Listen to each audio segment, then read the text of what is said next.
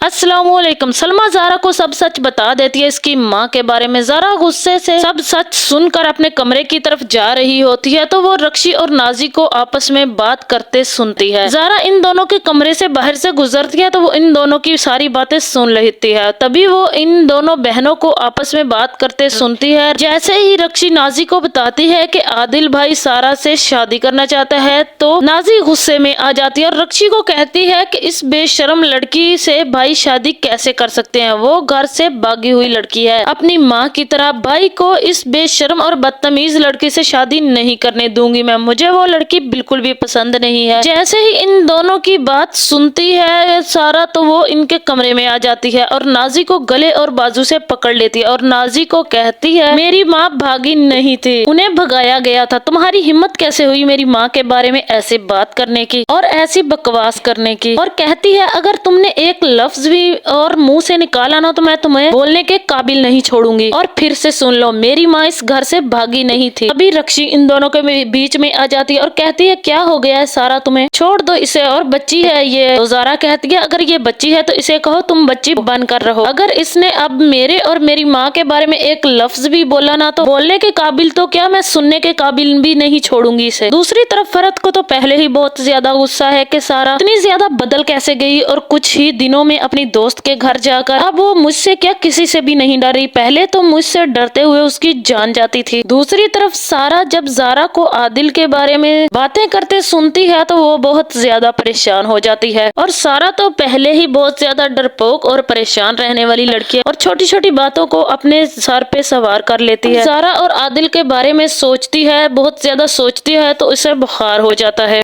वो हाल में सोई हुई होती है तो वहाँ पर शाजिया आ जाती है। शाजिया कहती है कि ज़ारा उठो यहाँ से, तुम यहाँ से कब से यहाँ पर सोई हुई हो, कमरे में जाकर लेटो। जब शाजिया ज़ारा को उठाने के लिए उसे हाथ लगाती है तो वो देखती है कि ज़ारा तो बहुत ज्यादा बुखार में रही है। तभी शाजिया नाना मियाँ को बुलाती है और उसे बताती है कि ज़ारा की तबीयत ठीक नहीं है। वहाँ सरमद जब सारा की तबीयत खराब का सुनता है तो भागता हुआ वह सारा के पास आ जाता है। वो शाजिया से पूछता है कि क्या हो गया है सारा को, तो शाजिया उसे बताती है कि ज़ारा की तबीयत बहुत खराब है, इसे बुखार हो गया है। शाजिया सरमद को कहती है कि ज़ारा को अभी और इसी वक्त हॉस्पिटल लेके जाना, इसकी तबीयत बहुत ज्यादा खराब हो रही है। वीडियो में आगे जाने से पहले जिसने मेरे चैनल को अभी तक सब्सक्राइब नहीं किया तो जरूर करें। जब नाना मियाँ ज़ारा की ऐसी हालत देखते हैं डरी सहमी हुई तो वो सोचते हैं कि कहीं ये ज़ारा तो है ही नहीं, ज़ारा तो बिल्कुल भी ऐसी नहीं थी। फिर सरमद वहाँ से सारा को लेकर हॉस्पिटल चला जाता है तो फिर नाना मियाँ शाजिया से बात करता है। शाजिया से कहता है कि मुझे ये ज़ारा बिल्कुल नहीं लग रही इसकी आदतों से और इसकी हरकतों से। शाजिया आगे से जवाब देती है कि अब्बा जी आप कैसी बातें कर रहे हैं, ये मेरी बेटी ज़ारा ही है। शाजिया कहती है ये बातें थोड़ी अजीब सी कर रही है लेकिन ज़ारा ही है। तो नाना मियाँ कहते हैं